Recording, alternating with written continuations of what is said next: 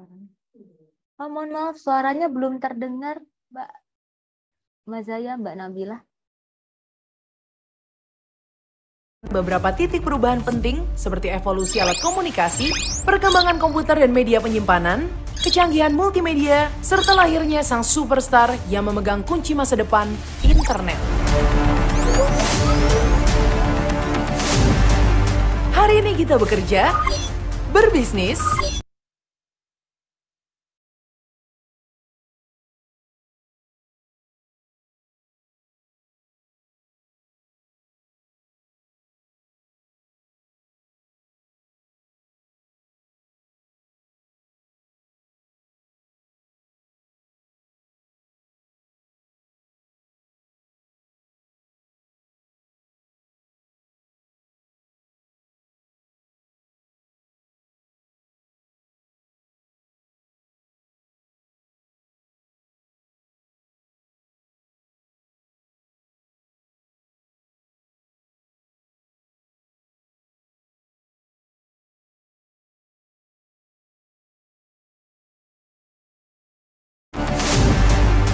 hari ini kita bekerja, berbisnis, belajar, bersosialisasi, bermain, serta mendapatkan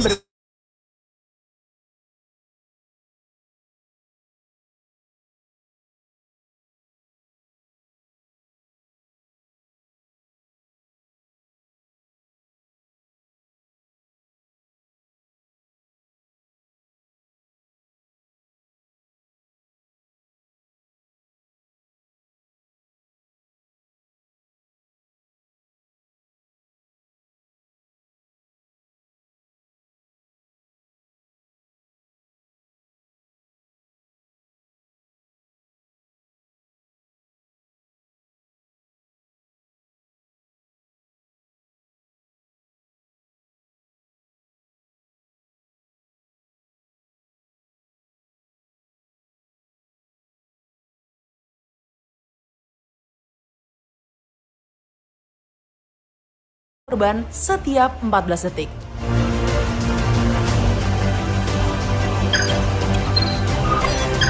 Bagaimana kita mempersiapkan sebuah generasi yang siap untuk menghadapi tantangan masa depan? Generasi yang bisa memenuhi kebutuhan rasa aman dari dunia maya. Negara membutuhkan SDM yang memiliki pengetahuan dan keahlian di bidang keamanan siber dan sandi yang bermental tangguh dan bermoral tinggi. Politeknik Siber dan Sandi Negara atau Poltek SSN mempersiapkan sebuah generasi kelas dunia yang siap bersaing di dunia maya, berjiwa Pancasila, dan siap melayani bangsa dan negara. Poltek SSN merupakan perguruan tinggi kedinasan yang diselenggarakan oleh Badan Siber dan Sandi Negara atau BSSN.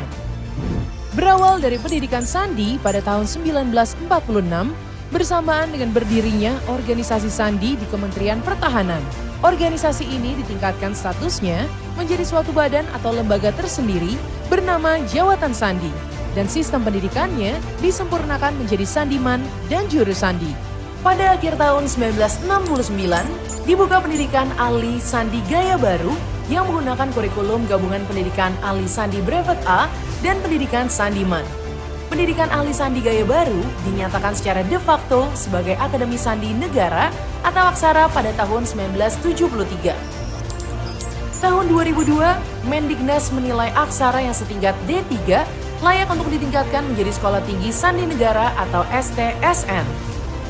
Dan pada tahun 2019, dalam meningkatkan kualitas dan kompetensi sumber daya manusia di bidang siber dan sandi bagi BSSN dan kementerian atau lembaga lain, dilakukan perubahan kelembagaan Sekolah Tinggi Sandi Negara menjadi Politeknik Siber dan Sandi Negara atau Poltek SSN.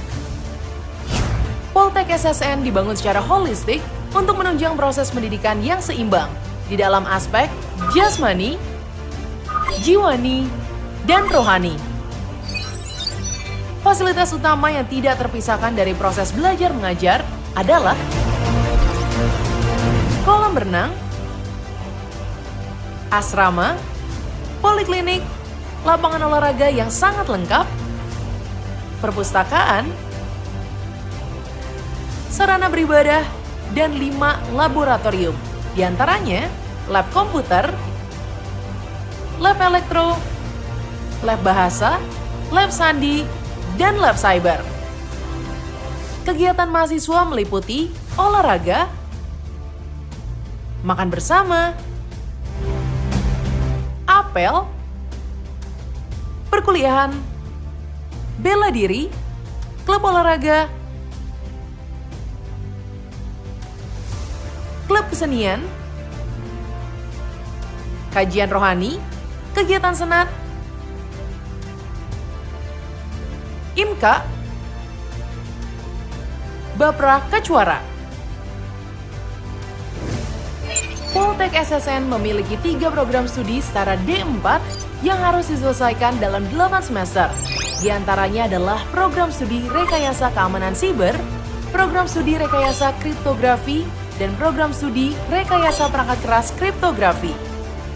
Program studi Rekayasa Kriptografi memiliki 2 bidang minat, yaitu Rekayasa Sistem Kriptografi dan Rekayasa Perangkat Lunak Kriptografi, menghasilkan aparatur persandian negara yang unggul serta berkontribusi dalam keamanan nasional. Sedangkan program studi Rekayasa Perangkat Keras Kriptografi melakukan pengembangan ilmu spesifik yang berkaitan dengan Embedded System Computer Engineering, Cyber Physical System, dan Cryptographic Hardware Engineering. Era yang serba canggih membutuhkan satu generasi yang juga canggih, yang dapat memegang peranan penting dalam membangun, mengembangkan, serta menjaga sistem keamanan negara dari berbagai ancaman dan tantangan. Politeknik Siber dan Sandi Negara.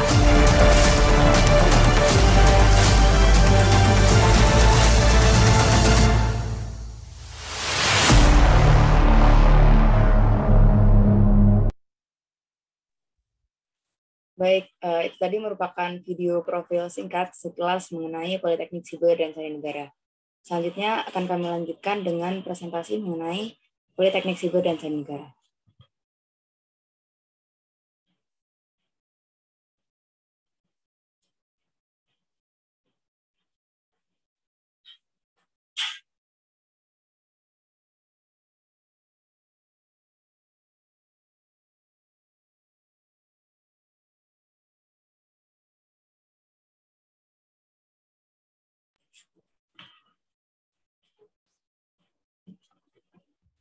Poltek SSN atau Politeknik Siber dan Negara berada di bawah Badan Siber dan Sandi Negara.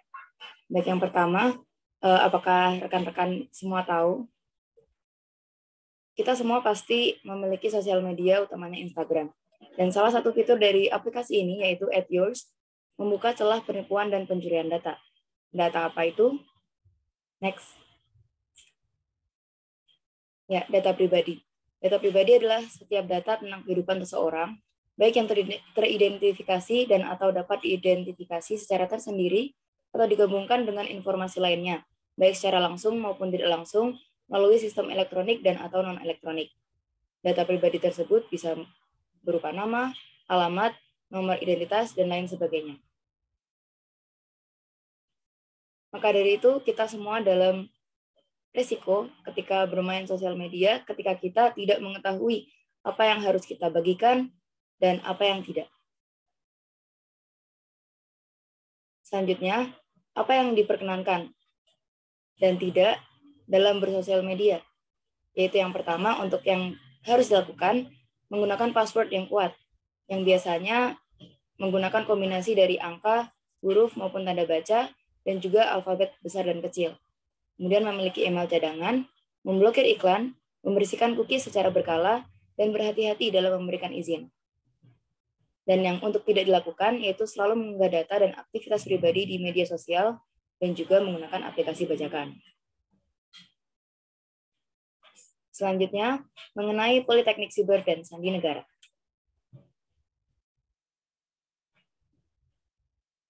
Politeknik Siber dan Sandi Negara merupakan perguruan tinggi kedinasan di bawah naungan Badan Siber dan Sandi Negara, dengan tujuan untuk mencetak sumber daya manusia yang kompeten di bidang siber dan sandi. Politeknik Siber dan Negara menggunakan satuan kredit semester sebanyak 146 yang terbagi dalam 8 semester, yaitu 4 tahun pendidikan dan menggunakan sistem dropout, Jadi ketika mahasiswa tidak bisa memenuhi indeks prestasi pada suatu semester, maka akan diberlakukan sistem dropout.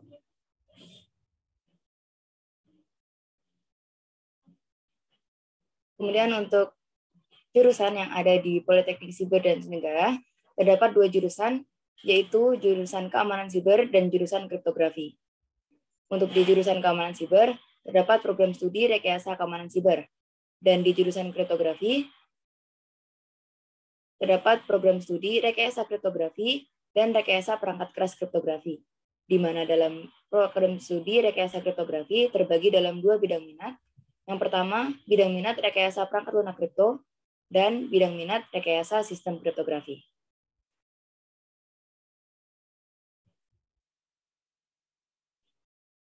Kemudian selanjutnya akan dijelaskan mengenai fasilitas-fasilitas yang ada di Politeknik Siber dan Teknik Negara. Yang pertama, asrama. Terdapat 5 asrama dengan fasilitas yaitu 5 lantai dan setara dengan Hotel Bintang 3.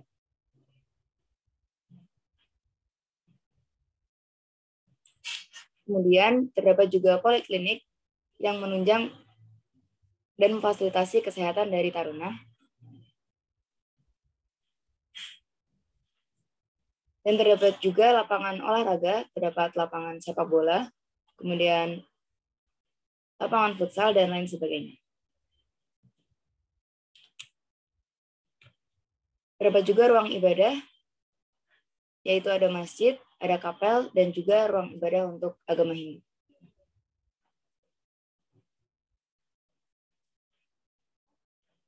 Nah, ini merupakan auditorium yang ada di Politeknik Siber dan Teknik Negara. Selanjutnya ruang kelas.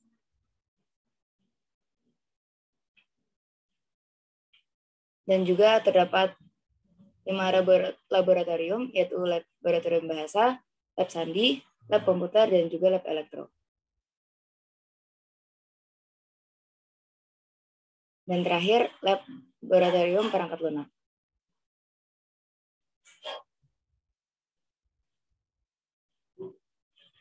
Ada juga laboratorium perangkat keras, yang semuanya itu memfasilitasi dan menunjang pembelajaran dan juga penelitian.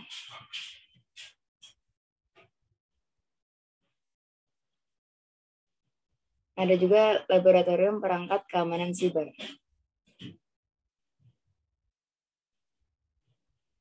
Dan yang selanjutnya adalah perpustakaan. Perpustakaan ini menyediakan baik buku elektronik maupun buku fisik yang bisa dipinjam dan memfasilitasi taruna dalam penelitian dan juga pembelajaran.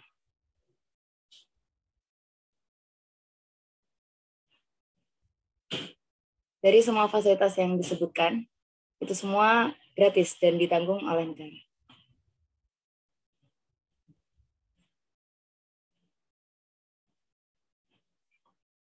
Lalu selanjutnya adalah kegiatan harian taruna.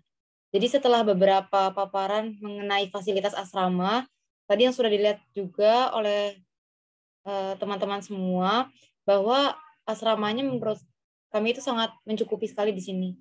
Karena pun di kamar, adapun asrama menggunakan AC. Di sini juga untuk tempat untuk mencuci bajunya juga ada mesin cucinya. Ini menurut kami sangat terfasilitasi dan itu seluruhnya gratis. Pun makanan yang disediakan di sini menurut kami sangat lengkap. Dan setiap harinya kami pun dibagikan susu ataupun buah. Adapun stek penunjang yang lainnya setiap hari itu. Lalu untuk kegiatan harian taruna di sini,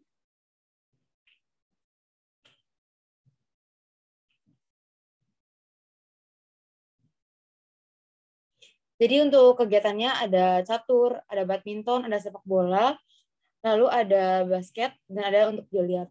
Jadi untuk kegiatan olahraga yang di sini, untuk kegiatan harian taruna rutinnya, kami melaksanakan senam pagi, senam irama setiap Jumatnya, dan pun lari pagi setiap hari, Selasa, Rabu, dan Sabtu. Dan untuk beberapa kegiatan ini yang dapat dilihat di paparan, merupakan kegiatan seperti kegiatan klub dan dapat para taruna pilih ketika nanti tingkat 1. Jadi untuk taruna dibebaskan untuk pemilihannya. Pun untuk apabila tidak termasuk dalam klub badminton semisal, tetap dapat untuk bermain badminton. Pun saat ini terdapat olahraga baru, kegiatan olahraga baru yaitu gateball. Seperti itu.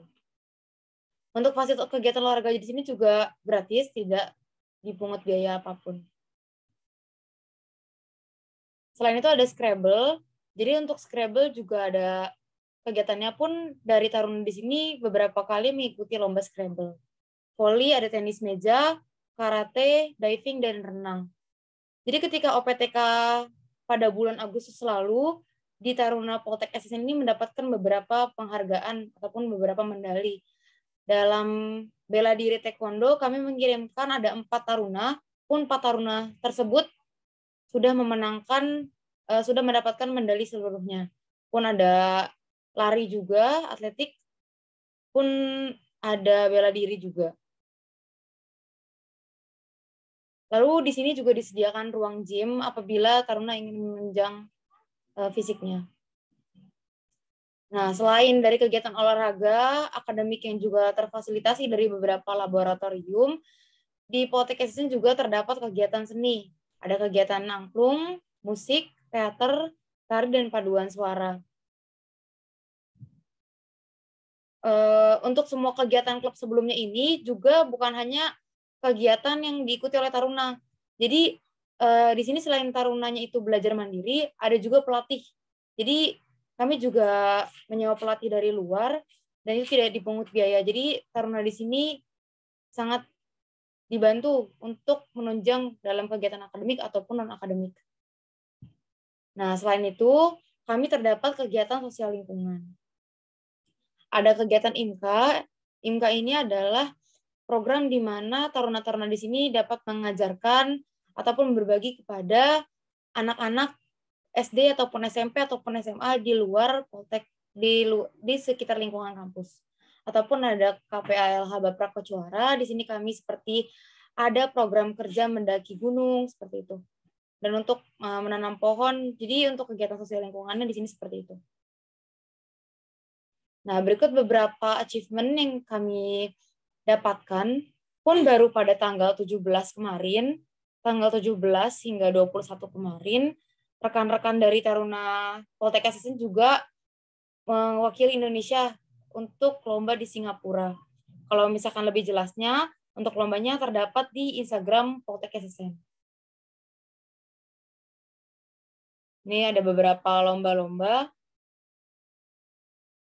yang tahun ini juga diikuti, namun belum disertai di sini.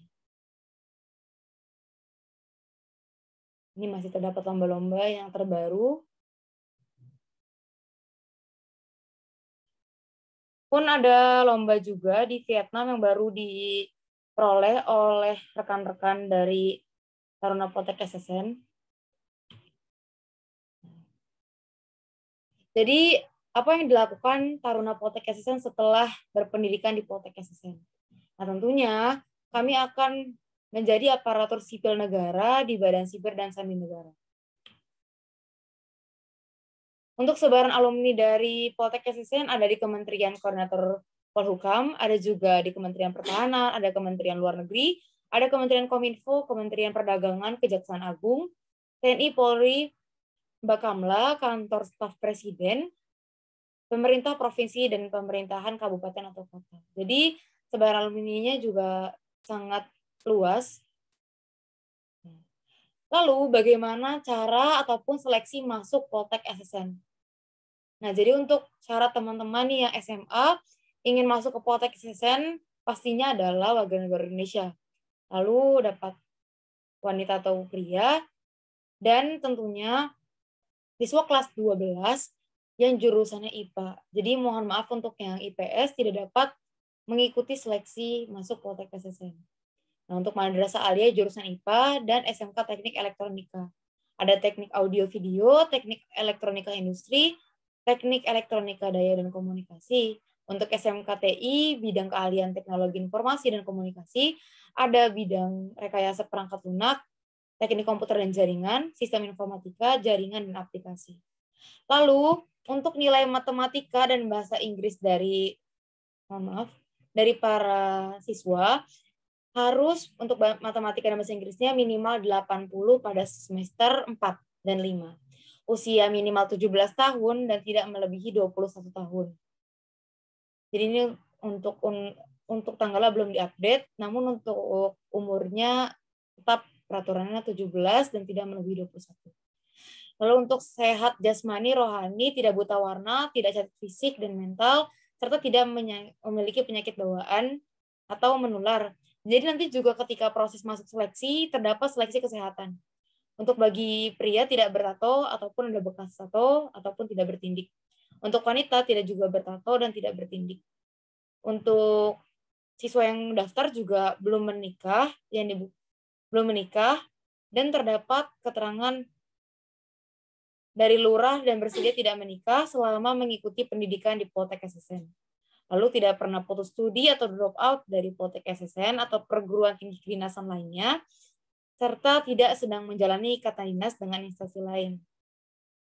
Nah, untuk biaya pendaftaran untuk seleksinya adalah 50.000. Jadi selama seleksi hanya dibayar 50.000. Tidak ada biaya-biaya lagi hingga masuk di Poltek SSN. Selanjutnya ada tahapan seleksi. Jadi untuk para siswa dapat mengisi seleksi melalui website berikut. Lalu terdapat seleksi kompetisi dasar ataupun SKD. Setelah itu disaring beberapa ratus orang hingga masuk ke seleksi akademik. Lanjut ke seleksi kesehatan atau kesemaptaan. Jadi kesemaptaan itu adalah tes fisiknya. Nanti tes fisik itu ada push up, sit up, lari, chinning seperti itu. Untuk ada tes psikolog dan wawancara atau CTMI dan pantukhir atau pemantauan terakhir.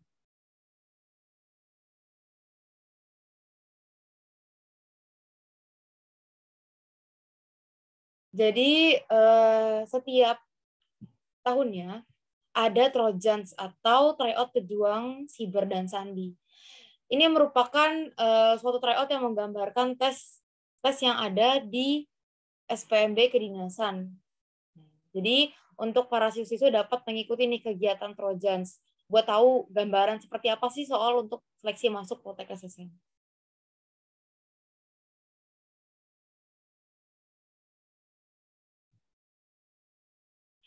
Nah, jadi berikut adalah paparan dari saya dan Nabil.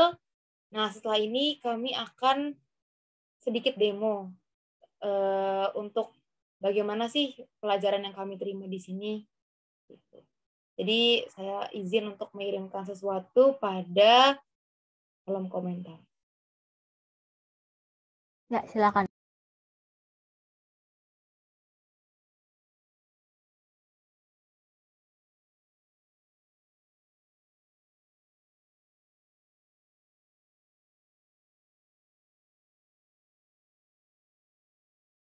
Berikut untuk rekan saya Herlambang sudah mengirimkan sesuatu di kolom komentar. Jadi mungkin para siswa-siswa dari SMA 78 bisa mengisi link tersebut.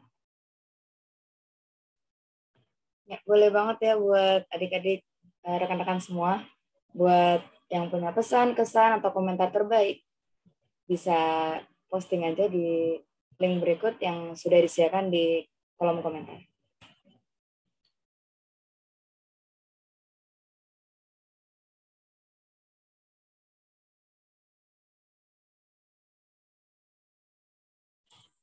Di sini mungkin untuk demonya aku langsung mulai aja ya. Ya, silakan Mas. Baik, sebelumnya perkenalkan, nama aku Herlambang Rafli Wicaksono. Bisa di sini dipanggil Kak Herlambang aja. Di Poltek SSN aku tingkat 3, di tingkat 3 Rekayasa Perangkat Lunak Kripto. Di sini kami itu sekarang terkenal sebagai sekolah siber ya. Jadi memang yang menangani, kami memang dilatih untuk nantinya akan menangani keamanan siber baik di pemerintahan maupun di bagian lain yang dipercayakan kepada kami. Di sini kami akan sedikit mendemonstrasikan bagaimana langkah yang dilakukan oleh seorang penyerang ketika ingin lakukan sebuah proses yang mungkin kita kenal dengan hacking. Gitu ya. Aku mau izin share screen.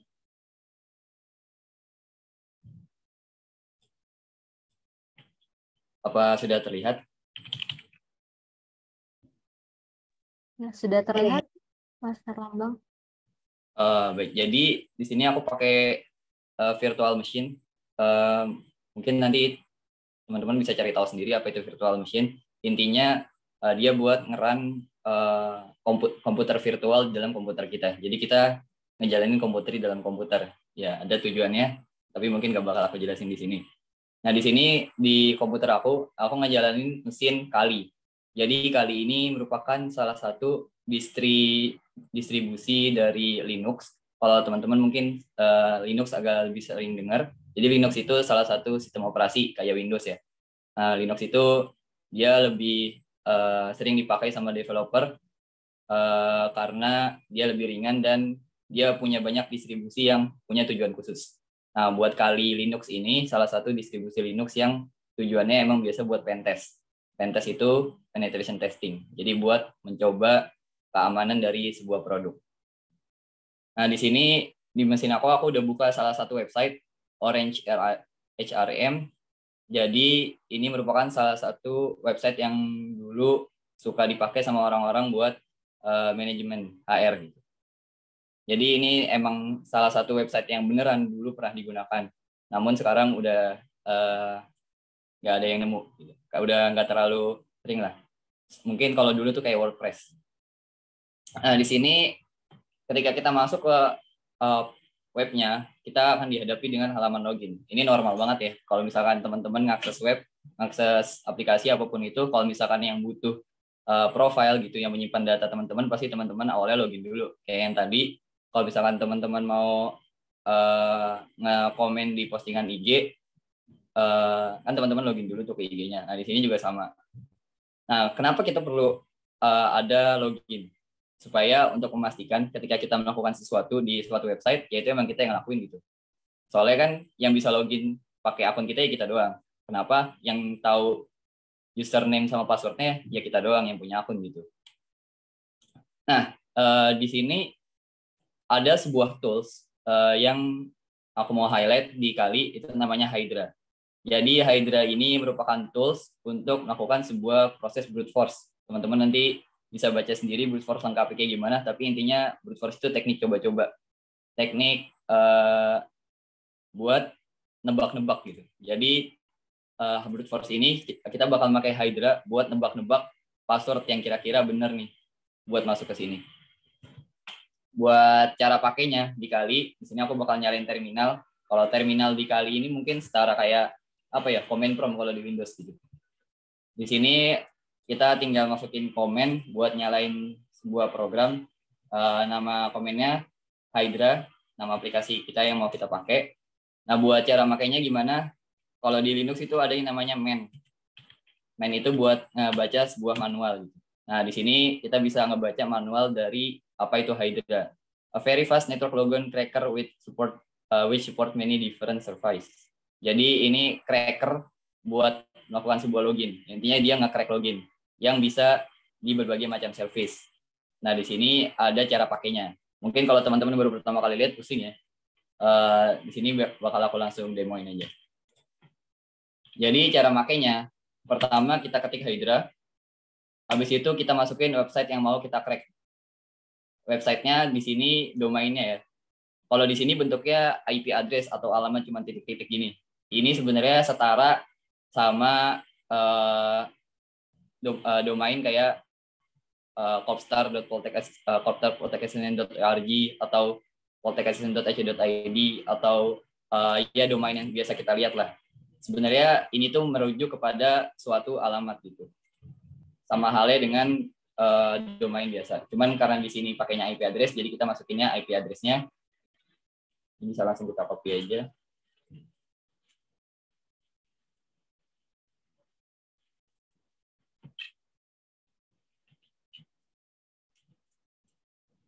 Kemudian setelah kita masukin apa yang mau kita hack, kita masukin metodenya, cara cara ngehacknya. Kenapa kita perlu masukin? Karena seperti tadi tulisannya Hydra ini dia ini ya for different services. Jadi bisa digunakan untuk berbagai macam layanan yang mau kita crack. Nah di sini karena kita mau nge-crack web, nah ini biasanya kita pakai HTTP post form. Nanti ya mungkin nggak bakal aku jelasin detail lagi sekali lagi karena mungkin butuh basic yang lebih. Jadi ini intinya metode buat ini kita spesifikasiin kita mau nge-hack apa. Nah di sini kita mau nge-hack form HTTP post. Nah, kemudian setelah kita sebut metodenya, kita masukin sebuah parameter. Kalau buat nge-hack web form post gitu, biasanya kita pertama masukin path-nya. Jadi kalau teman-teman baca URL, di sini nih namanya domain atau IP. Ini alamat dari apa yang kita akses. Nah, di sini ini namanya URL-nya atau path-nya. Jadi dari yang kita akses, kita mau mengakses apa. Di sini ya aku langsung masukin aja orange HRM. Login.php. Nah, di sini teman-teman perlu ngespesifikasiin ngirim data apa. Nah, mungkin aku bakal jelasin dikit ya. Kalau misalkan kita login, ini nih kita bakal ngirim data ke website itu. Misalkan kita masukin AA. Ini kalau misalkan teman, oh ya di sini yang di bawah ini inspect element ya. Teman-teman bisa coba aja di browser masing-masing, Ctrl+Shift+I, nanti bakal keluar kayak gini kalau di Mozilla. Ini buat nge-breakdown isi dari web. Di sini ada tab network. Di sini kalau aku pencet login, nah dia kan invalid login ya. Jadi password yang aku masukin tadi salah. Nah di sini kita bisa lihat keterangannya. Jadi aku ngirim data ke URL ini, isi datanya tuh ini. Salah, yang ini, yang request. Nah teman-teman di sini bisa langsung copy aja. Ini data yang kita kirim ketika kita login.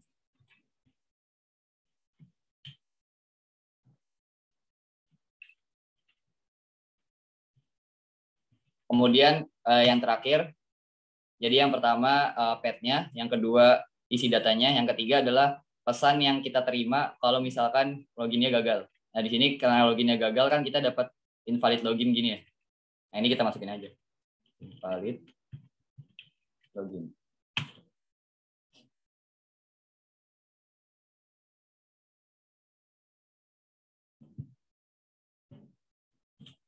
Kita udah ngespesifikasiin apa yang mau kita serang, caranya gimana, data yang kita kirim apa. Nah, tapi Hydra ini Hydra ini alat untuk brute force. Nah, buat brute force kita intinya tuh nebak-nebak gitu. Nah, di sini kita perlu masukin datanya. Kita mau nebak pakai apa? Di sini misalkan aku mau nyoba buat login pakai akunnya si admin. Kalau misalkan emang ada akun dengan username admin gitu ya. Di sini aku pakai -l buat ngespesifikasiin loginnya pakai akun siapa. Terus ada -p. Nah ini buat kita nyoba mau pakai password apa. Di Kali itu udah ada ini ya, semacam list dari password yang kemungkinan bakal sering dipakai sama orang-orang. Jadi emang udah ada datanya dari hasil crack sebelumnya, hasil hack sebelumnya yang ngebocorin database dan lain sebagainya, itu kan passwordnya ketahuan semua. Nah itu udah ada hasil analisisnya, kira-kira password yang paling sering dipakai sama orang-orang itu apa. Nah di Kali Linux itu juga udah disediain, jadi dia ada di foldernya ini, di user share.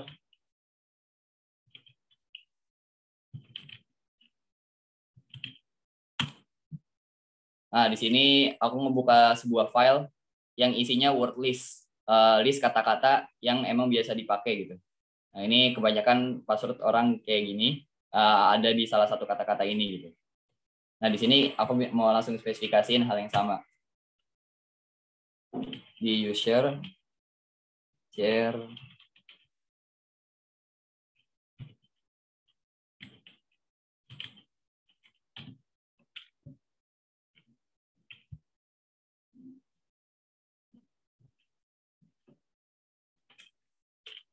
Nah, ini kan tadi ketika kita nyoba login, itu kita ngirim data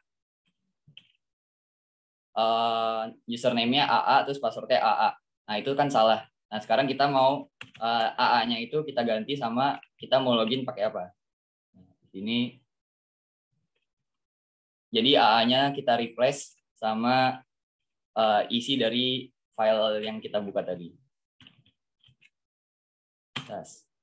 Nah, di sini bisa lihat dia langsung nge-crack, dia nyobain semua kemungkinan yang ada di file, dan ternyata di percobaan ke 83 dia nemuin ada kita bisa login pakai akun admin, ternyata passwordnya admin.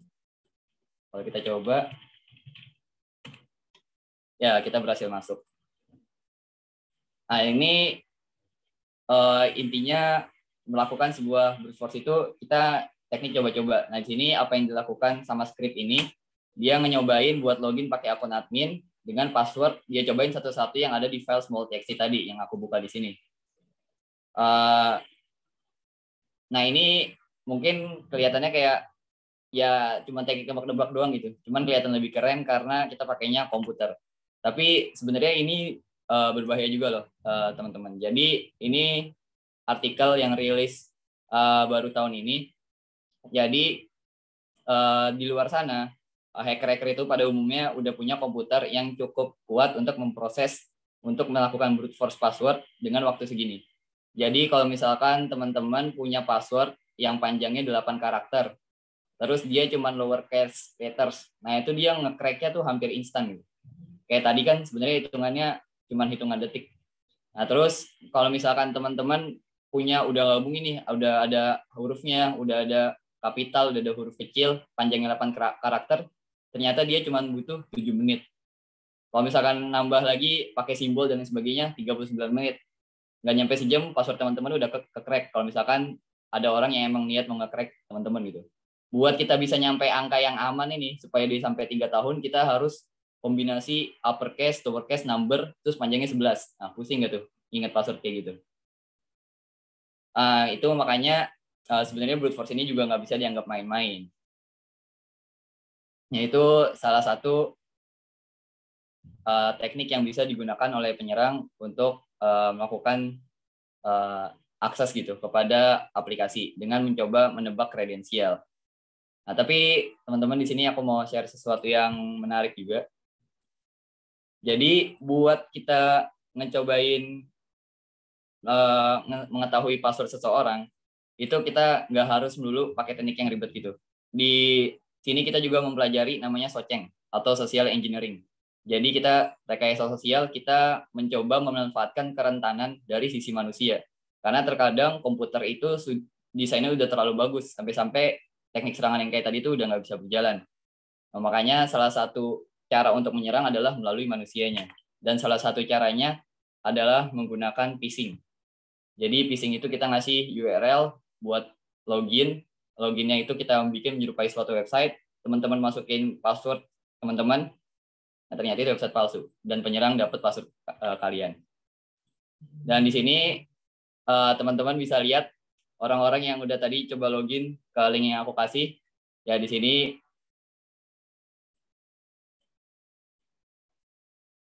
nah, ini data teman-teman yang tadi udah login. Ya, setelah ini silakan teman-teman ganti password ya. Ini yang passwordnya Tasya Wifit 15. Nah, ini passwordnya sebenarnya gampang ditebak.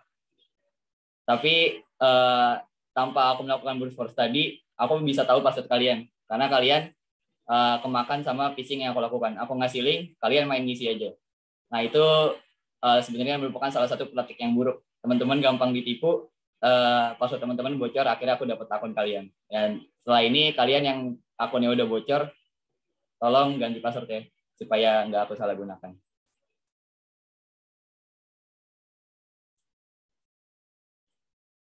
Ya, mungkin dari aku cukup demonya kayak gitu aja.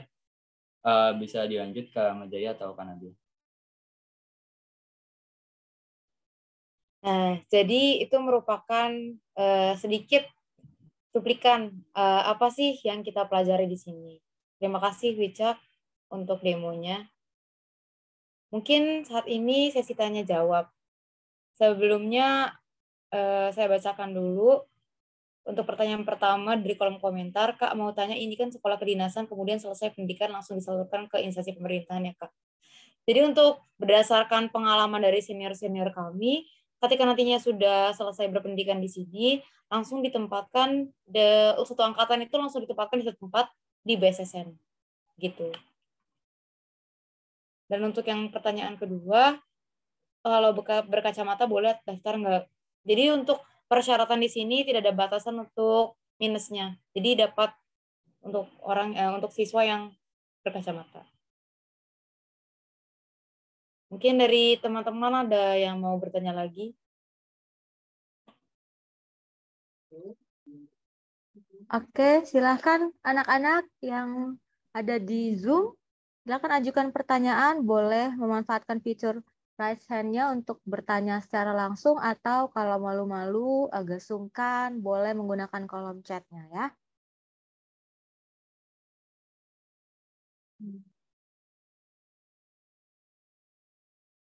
Oke. Ini sudah ada pertanyaan yang masuk via DM. Jadi pertanyaannya adalah, pada saat presentasi tadi dipaparkan bahwa seluruhnya dibiayai oleh negara. Nah, pertanyaannya, apakah setelah nanti lulus kita harus bekerja di instansi negara? Tuh, mungkin salah satu dari antara Kak Mazaya atau Kak Nabila atau Mas Herlambang mungkin boleh jawab.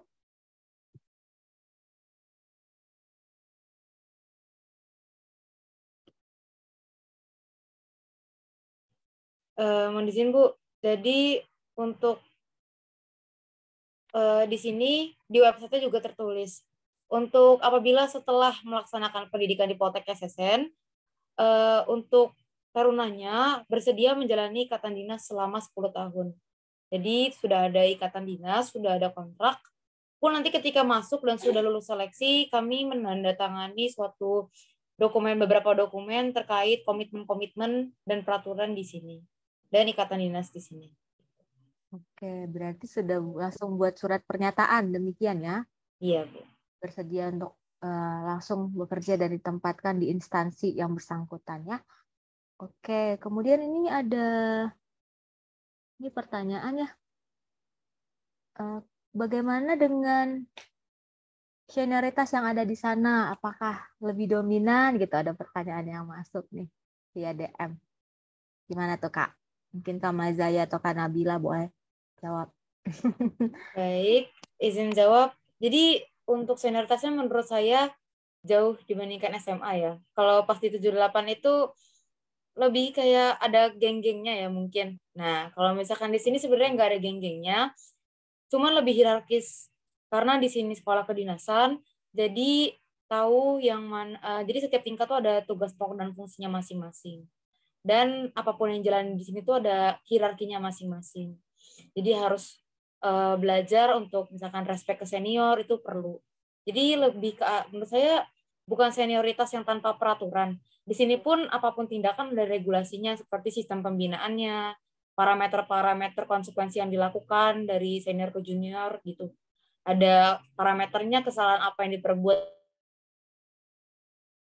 Ya kalau misalkan dibandingkan di SMA nih, di SMA kan kadang ada yang kayak dulu ketika pengalaman mungkin ya di 78 bisa langsung kayak berantem gitu, misal nanti ada yang laporin ke guru atau apa. Tapi kalau misalkan di sini tuh mungkin karena ikatan dinas juga, jadi ada peraturan-peraturan yang mengikat, pun sekolahnya gratis dan sudah ada komitmennya, lebih khawatir sih untuk jalanin di sini dan nggak mau cari masalah. Jadi senior pun ke junior ada ketetapannya, hukuman apa yang diberikan pun jadi nggak sembarangan gitu untuk menindak seperti itu. Jadi bukan senioritas menurut saya, tapi lebih hierarkis. Oke, jadi itu jawabannya ya. Ada pertanyaan lagi ini untuk Kak Mazaya dan teman-teman ya. Tadi dikemukakan bahwa menggunakan sistem SKS ya. Apakah SKS-nya itu sistem paket yang ada di sana? Jadi kita sudah tinggal langsung menjalani saja atau bagaimana, Kak Mazaya? Saya mohon izin menjawab.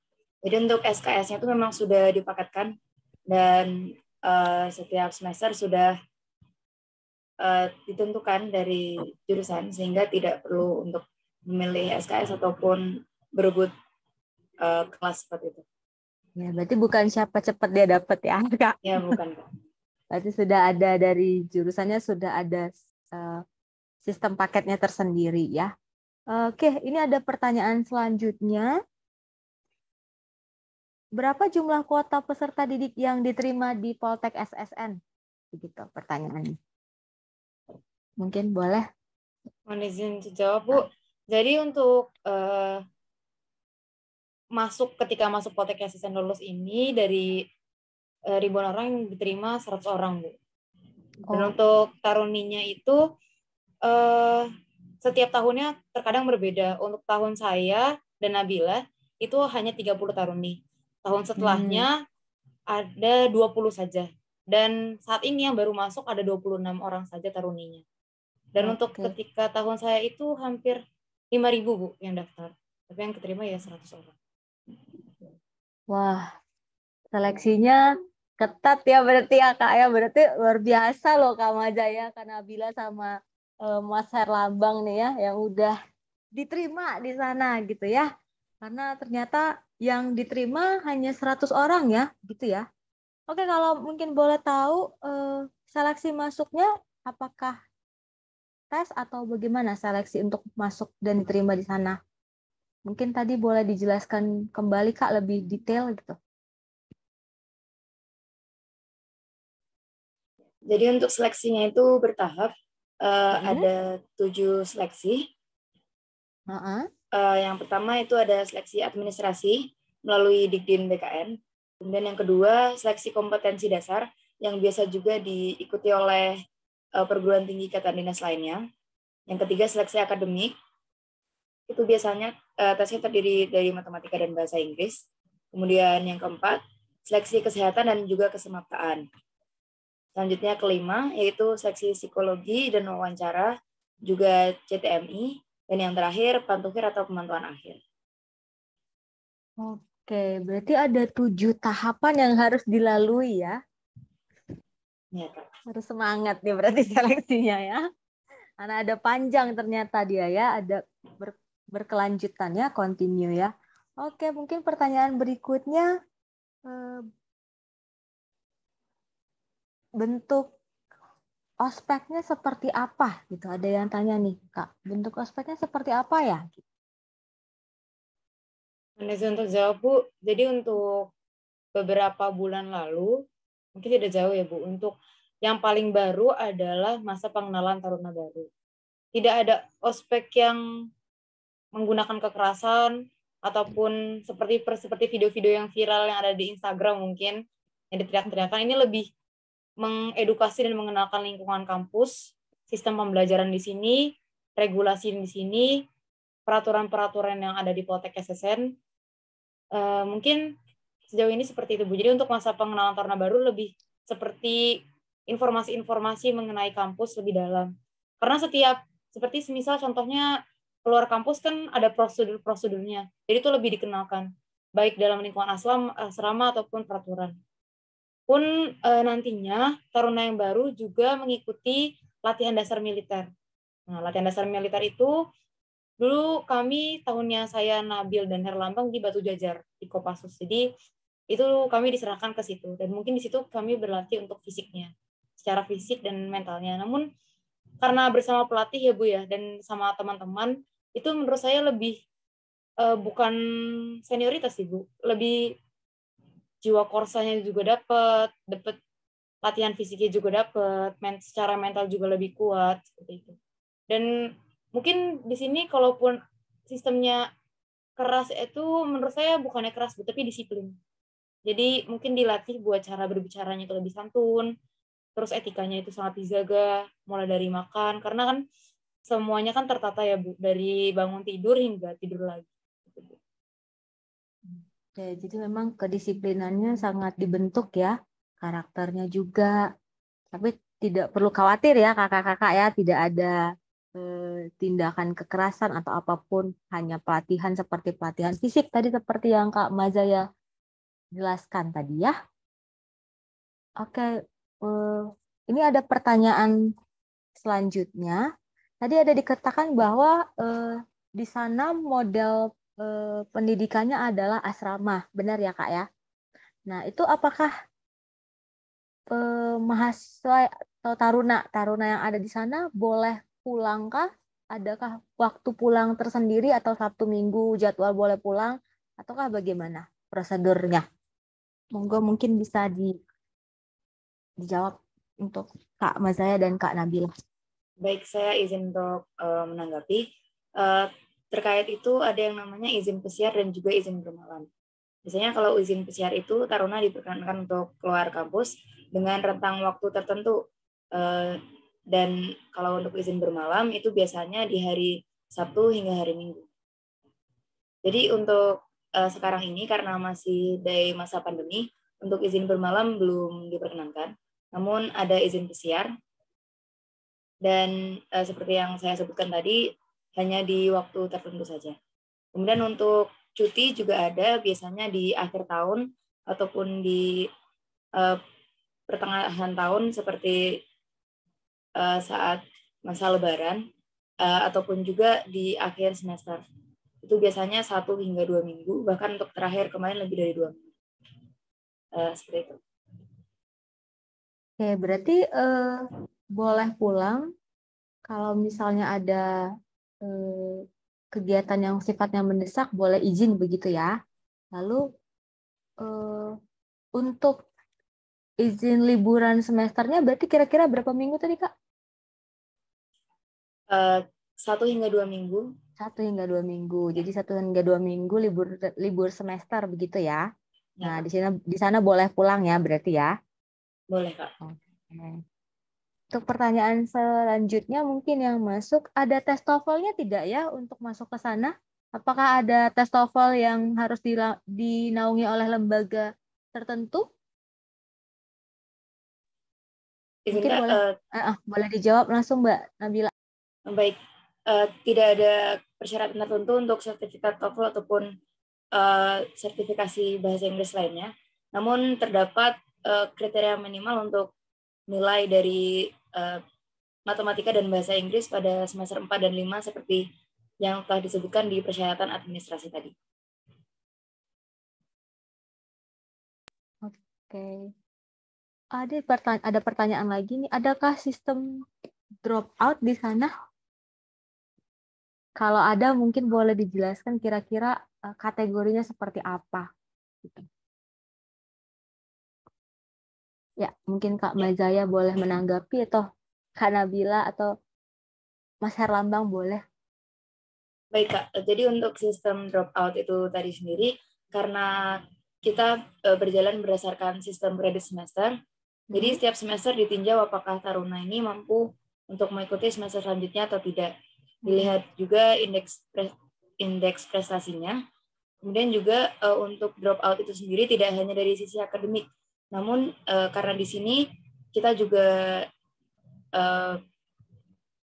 mempelajari terkait selain akademik juga ada dari bidang pengasuhan dan juga fisik. Jadi ketiga aspek tersebut mempengaruhi untuk seorang taruna apakah bisa lanjut pendidikan ataupun drop out tadi. Kalau secara akademik tadi, IPK minimum yang harus taruna miliki setiap semesternya berapa itu, Kak? Kalau boleh tahu. Mungkin izin menjawab ya, Bu. Jadi untuk di sini tidak ada spesifikasi seperti taruna ini IPS-nya harus berapa. Mungkin ketika IPK-nya nanti sudah di bawah 3 IPK, itu terdapat grup khusus. Nah, tetapi untuk saat ini, untuk bidang akademik, jadi untuk ketika setiap naik semester, bukan hanya akademik yang dinilai, Bu. Jadi ada sistem nilai pengasuhan. Jadi 50% nilai pengasuhan, 50% akademik. Jadi tidak hanya melulu tentang akademik saja. Nah, dalam nilai pengasuhan itu juga meliputi nilai tes Samapta.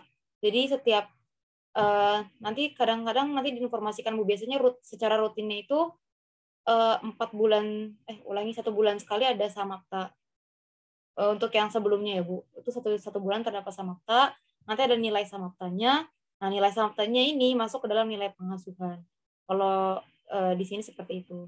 Tapi untuk kedepannya sepertinya ada perubahan pelaksanaan Samapta lagi untuk waktunya per berapa, namun memang ada tes fisiknya secara rutinnya, itu untuk nilai pengasuhannya.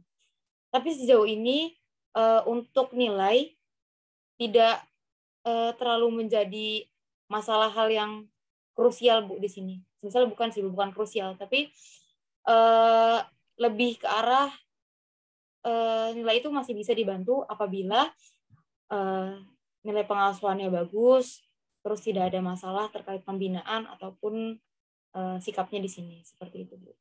Oke, berarti tidak hanya dari akademik tadi saja ya, Iya, ada Bu. dari pengasuhannya juga ikut dinilai. Begitu ya Mbak Mazaya ya? Iya Bu. Oke, ada pertanyaan berikutnya ini. Kak, mau tanya, misalkan di bangku SMA ada beberapa prestasi yang pernah didapat. Apakah nanti begitu ikut seleksi di Poltek SSN ada nilai tambah untuk siswa-siswi berprestasi atau semuanya hanya bergantung kepada tes yang diikuti mulai dari tahap awal? Baik, saya izin untuk menanggapi. Itu mungkin nanti bisa disertakan saat proses administrasi maupun nanti, tapi sesuai dengan konsekuensinya apabila menyertakan sertifikat, berarti nanti juga harus bersedia apabila dites ataupun diminta untuk menunjukkan bakat di bidang sertifikasi yang dilampirkan tersebut. Biasanya mungkin di saat sesi wawancara. Seperti itu. Oke, berarti bisa dicantumkan prestasinya, tapi nanti kalau misalnya ada tindak lanjut untuk pembuktiannya harus bersedia gitu ya, Kak ya, berarti ya? Iya, Pak. Izin Bu, Oke. mungkin izin menambahkan untuk Menambahkan terkait izin. dengan akademik yang tadi IPS-nya itu untuk per matkulnya tidak ada yang D Bu. Jadi Oh, berarti minimal minimal C. C. Ya Bu. Oke. Minimal C ya, berarti ya untuk nilai akademiknya ya. Oke, ada pertanyaan berikutnya lagi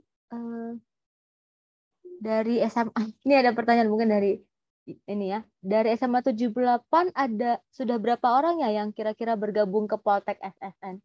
Kak Mazaya kira-kira tahu nggak teman-temannya yang dari 78 ada berapa sih yang ada di sana?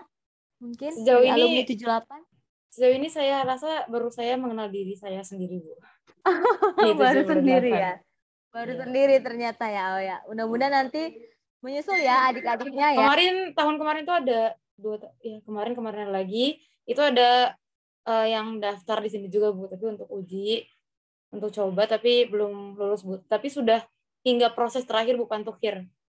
Namanya Fauzia, adik kelas saya langsung itu. Oh, berarti sudah sampai di tahap akhir Pantukhir, begitu. iya, tapi kurang beruntung Bu. Jadi ya. Tapi belum berhasil ya. Iya Bu. Jadi Kak Mazaya ini masih satu-satunya alumni kita yang ada di sana ya. Iya Bu. Oke. Ini ada pertanyaan lagi nih Kak. Nilai matematika dan bahasa Inggris dilihat dari nilai semester berapa ya? Untuk nilainya di semester 4 dan semester 5. Semester 4 dan semester 5 ya.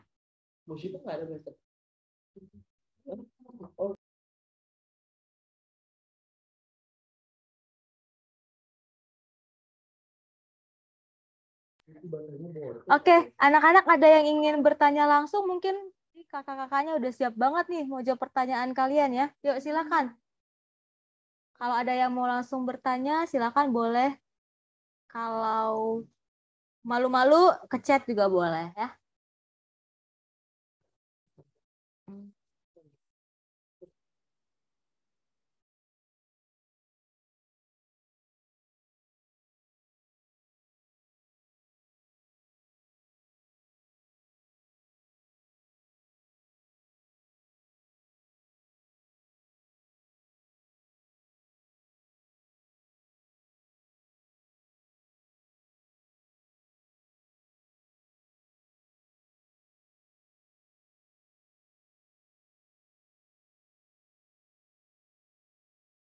nilai minimal untuk matematika dan bahasa Inggrisnya tadi berapa ya, Kak? Kalau boleh tahu.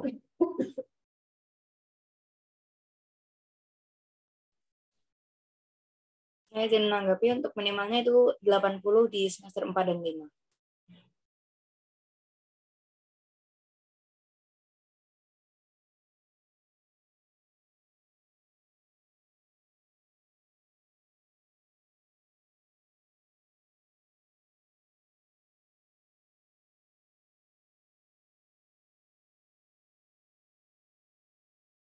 Oke. Ayo mungkin yang selain dari anak-anak kami yang dari 78 ya. Ini tadi ada dari SMK 42, dari SMA Muhammadiyah. Ayo nggak apa-apa kalau ada yang ingin ditanyakan, boleh langsung. Fitur raisanya boleh dimanfaatkan atau boleh mengirimkan pertanyaan lewat kolom chat juga boleh.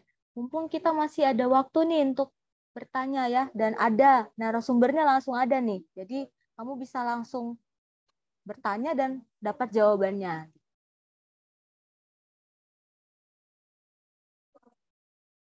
Oke, ini ada pertanyaan lagi nih yang masuk ya Kak, saya baca ya. Mau tanya, tes apa yang membuat seorang calon taruna atau taruni gagal agar bisa dipersiapkan dari sekarang? Kira-kira tes yang mana nih, Kak?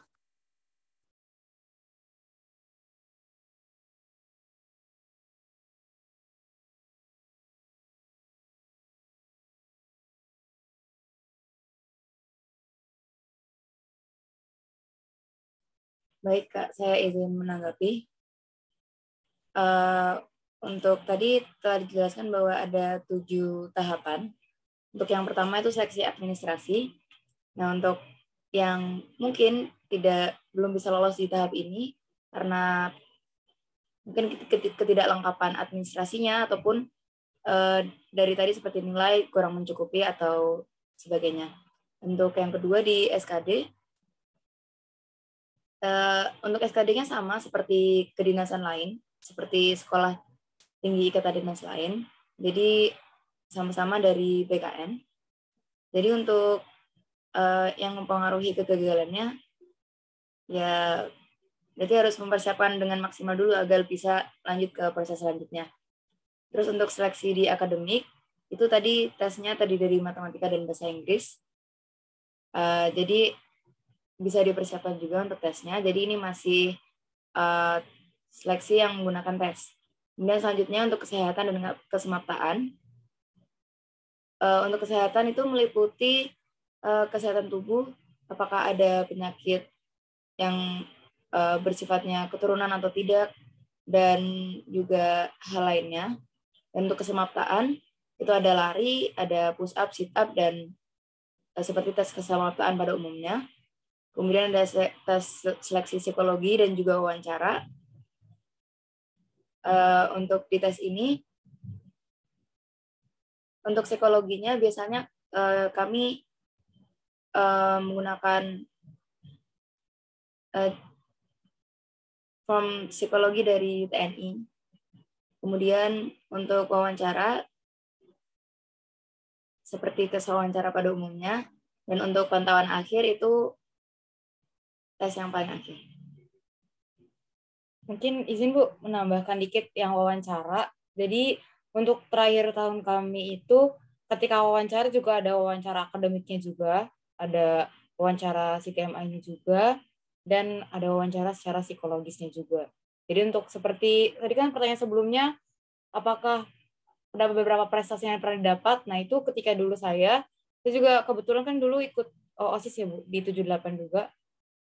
Terus mungkin ditanya-tanya, semisal dalam segi akademiknya ataupun organisasinya. Jadi di meja itu ada rapot, dinilai, dilihat, ditinjau gitu rapotnya. Terus diberitahu juga kayak ini nilainya ada yang turun ya gitu. Terus ada sertifikat, misalkan lomba nih, saya juga dulu kalau nggak salah lombanya FLS 2N gitu. Ini lombanya tahun berapa kayak gitu-gitu.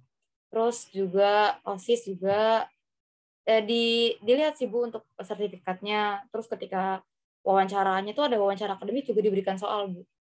Kebetulan tapi soalnya juga ada yang dapat 2 soal. Jadi bukan dikasih lembar soal, tapi benar-benar satu orang ditanya oleh satu orang Bu, benar-benar di satu ruangan itu kita dikasih soal, coba kerjain soal ini, nanti kita jawab depan yang menanyakan soal itu Bu. Jadi Berarti ada beberapa lisan ya, wawancara. Mbak? Iya, langsung lisan. Tapi Langsung untuk tes yang akademik tadi ada di bagian tes, itu tes secara tertulis Bu, ataupun menggunakan komputer. Oke, Mbak. Ini ada pertanyaan tadi, kalau misalnya ikut Olimpiade Nasional gitu ya, apakah tahapan dari awal seleksi ini tahap 1 sampai 7 harus semuanya diikuti atau ada pengurangan? Izin menjawab Bu. Jadi untuk seluruh siswa yang mungkin nanti daftar, seluruhnya harus mengikuti kegiatan seleksinya Bu. Tidak ada pengurangan seleksi walaupun mau dapat sertifikat ataupun apapun itu. Gitu. Oke, ini dari saya tadi penasaran, kan ada 7 tahapan ya tadi ya, Mbak ya. Ini kira-kira untuk seleksinya berapa lama ya?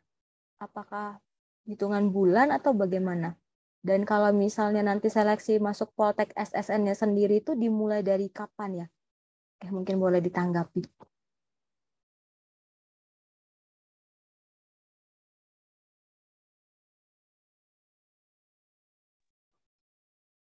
Izin jawab Bu, untuk kalau tidak salah saya itu seperti hampir 4 bulan apa 5 bulan Bu untuk seleksinya.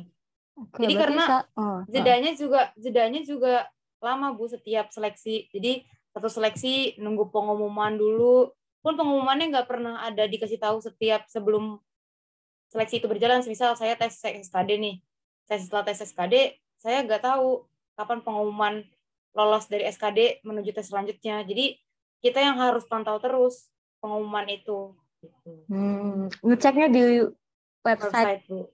Poltek SSN-nya. Oke, berarti kurang lebih sekitar 5 bulanan dari tahap 1 sampai tahap akhir, begitu ya Mbak Mazaya ya? Tapi itu berbeda-beda sih Bu. Berbeda-beda setiap orang? Iya, itu dinamis Bu. Nggak, bukan orang Bu, tapi setiap tahunnya? Iya ya Bu. Oke. Oke, masih adakah anak-anak yang ingin bertanya? Kalau masih ada, dipersilahkan. Kita masih punya waktu sesi tanya jawab sampai 14.25. Jadi kalau ada yang ingin bertanya, nggak usah malu-malu. Langsung saja, mumpung ada narasumbernya ya.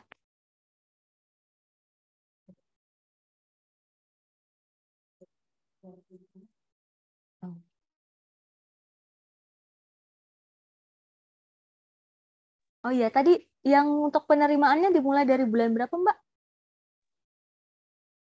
Seleksi. Untuk tahun ini tuh dimulai sekitar bulan April Mei, dan untuk angkatan terbaru sekarang mulai masuk ke Poltek SSN itu pertengahan Oktober. Oke, berarti seleksinya bisa diikuti mulai dari bulan April mendatang April ya? atau Mei sekitar. April atau Mei, ya, oke. Kemudian untuk pengumumannya tadi bisa diakses melalui website dan juga biasanya diinformasikan melalui Instagram dari Poltek SSN di @poltekssn.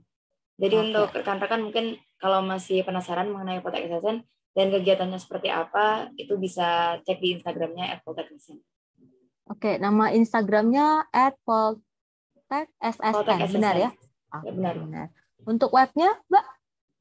Webnya di poltekssn.ac.id.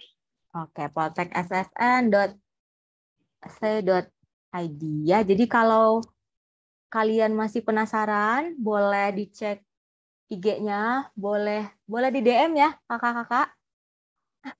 Kalau ada Mungkin pertanyaan. itu juga Bu, bisa kalau misalkan mau penasaran kegiatan harian taruna di sini seperti apa, bisa juga follow korpstar.poltekssn buat Instagram. Itu adalah organisasi senat dan dewan musyawarah taruna yang ada di Poltek SSN. Oke, Kopstar apa tadi Mbak? Korpstar.poltekssn. Oke, .poltek Jadi kalau misalkan di SMA tuh ada OSIS MPK, di sini ada Korpstar Nah, dan Poltek SSN. Oke.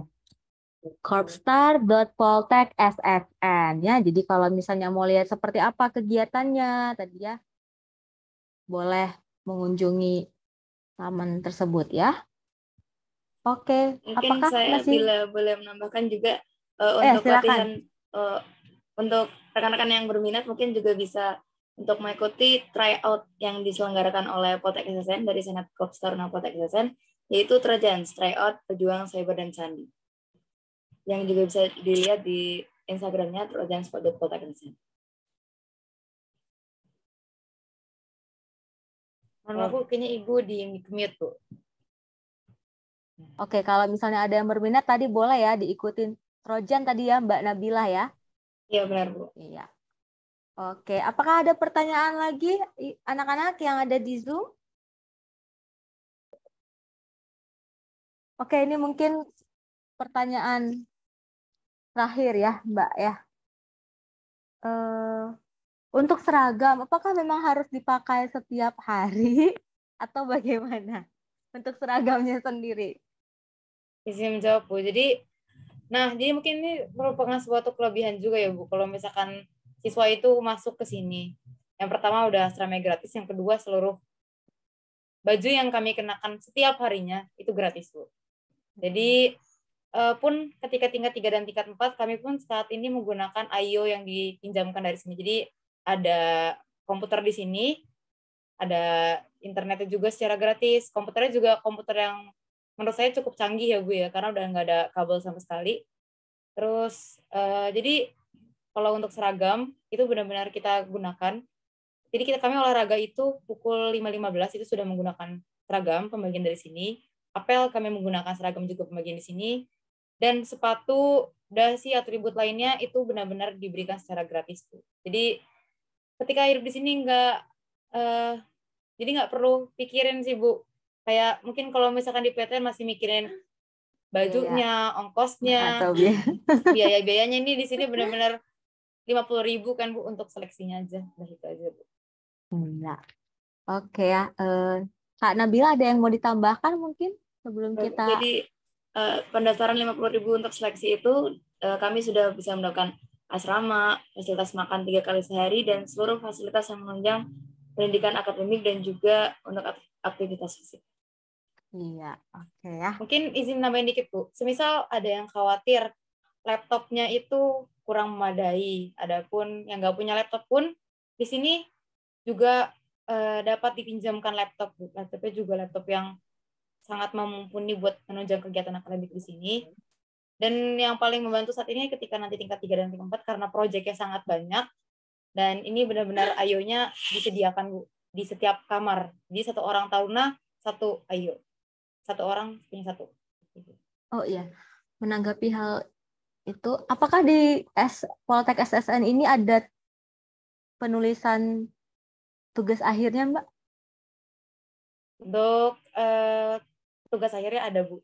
Jadi setiap orang memiliki satu tugas akhir. Oke, ada ya, berarti ada karya tulisnya ya untuk produk akhirnya ya. Oke, masih ada lagi yang ingin bertanya sebelum kita tutup? Silahkan.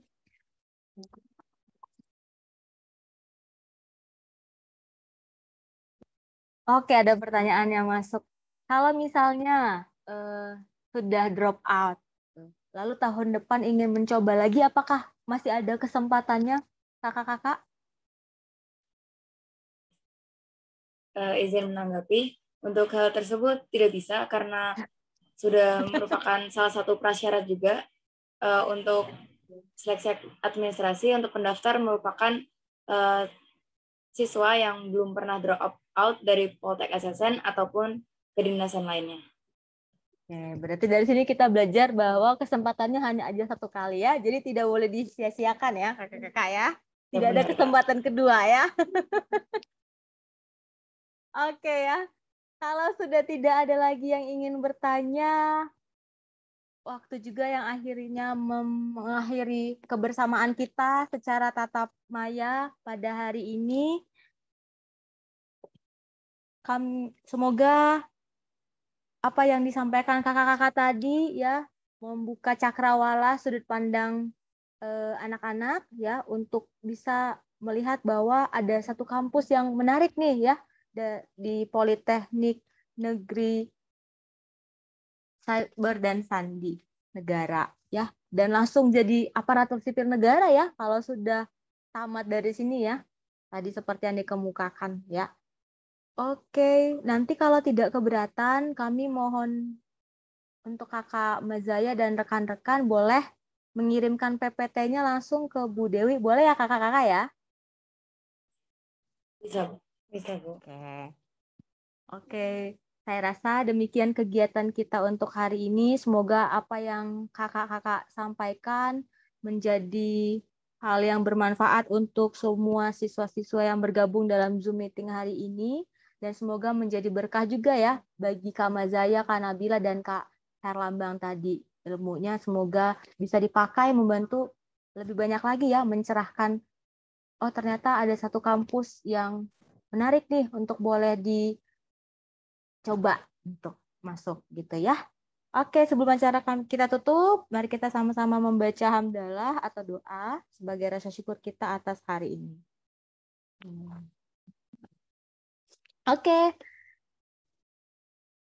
Terima kasih banyak Kak Mazaya, Kak Nabila, dan Kak Herlambang untuk waktunya, untuk sharing informasinya yang menarik. Semoga kakak-kakak juga sehat selalu, tetap semangat di dalam pendidikannya.